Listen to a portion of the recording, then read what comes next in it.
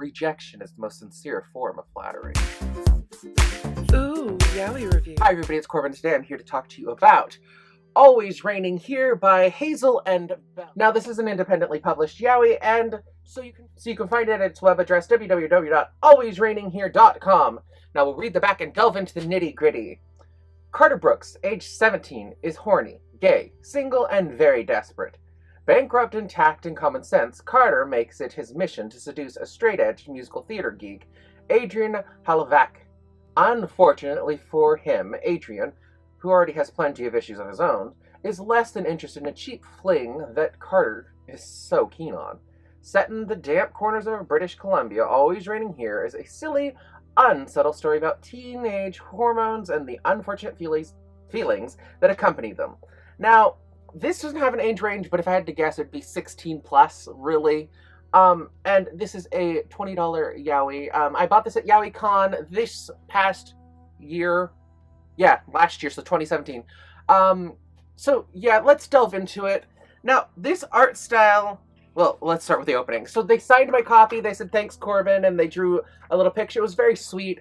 The girls were very, very nice, very friendly, and then it opens up with a future tense part of the story. So it shows the two boys there, and they both look like they've been jumped and beat up, and it just doesn't look good, but that's far from what actually has happened. Now, art style-wise, this is in full color. Everything's colored in this. There really isn't anything overly bad. So that's why I said 16 plus. So there's no peenies in here. There's only really making out and talk of drinking, and somebody gets roofied. So that's kind of the whole worst part of this. Art style is, it reminds me of an Americanized influence of Asian drawing styles with comic book flair. That's what this reminds me of.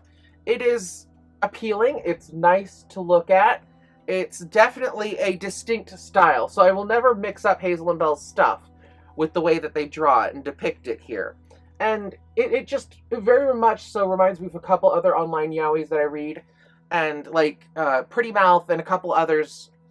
But it just reminds me of those, but it's very distinct. The way she does profiles, the way that they do bodies, and the way clothes are depicted. It's just very different.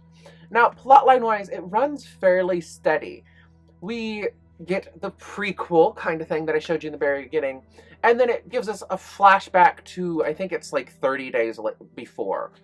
And we see the main character, what was his name again? Carter, who is definitely a horn dog. He definitely comes from a more, I'll say, artistic background. So he's kind of like the school rebel. He's almost a dropout. There's nothing very good about him. And he's just recently found out that he's gay. He broke up with his long-term girlfriend of like 100 plus years. And he realized he was gay. That's what they allude to being the reason, but I'm sure there's a darker, more seedy reason behind it. And he is trying to find hookups. He's avoiding Craigslist because he doesn't want to get some sort of disease.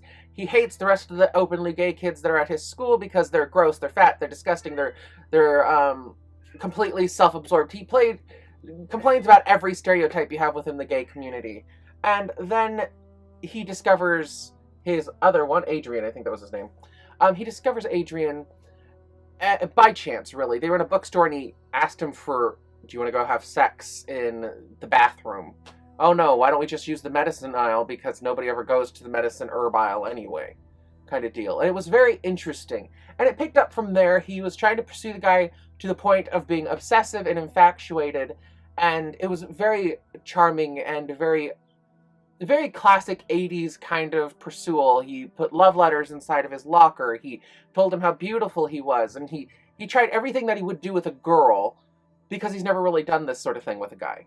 And it ends with them finally kind of becoming friends, is the easiest way to put it.